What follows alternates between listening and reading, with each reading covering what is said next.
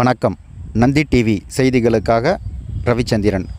ராணிப்பேட்டை மாவட்டம் மாந்தாங்கல் மோட்டூர் பகுதியில் அமைந்துள்ள ஸ்ரீ திரௌபதி அம்மன் ஆலய ஆறுபடை முருகர் பக்தர்கள் சார்பில் 28ஆம் ஆண்டு புனித யாத்திரை பயணத்தை முன்னிட்டு முத்துக்கடை பேருந்து நிலையம் அருகே இருந்து 1000க்கும் மேற்பட்ட பக்தர்கள் பச்சை நிற ஆடை அணிந்து 1001 பால்குடங்களை தலையில் சுமந்தபடி பக்தி பரவசத்தோடு ஊர்வலமாக வருகை தந்தனர்.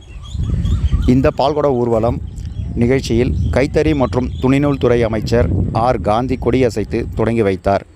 இதனைத் தொடர்ந்து 2 கிலோமீட்டர் தொலைவிற்கு பால்குடங்கள் தலையில் சுமந்தபடி பக்தர்கள் ஊர்வலமாக வருகை தந்தனர்.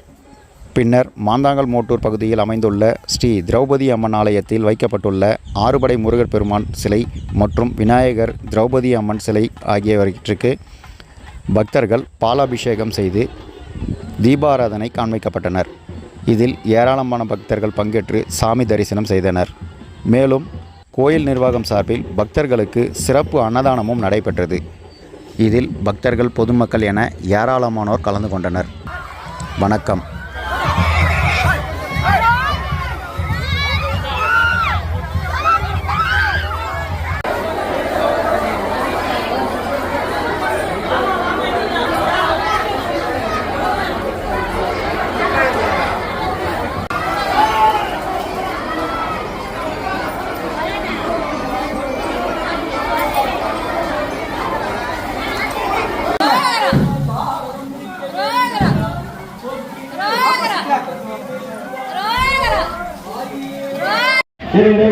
சாப்பாடு போட்டுருக்காங்க.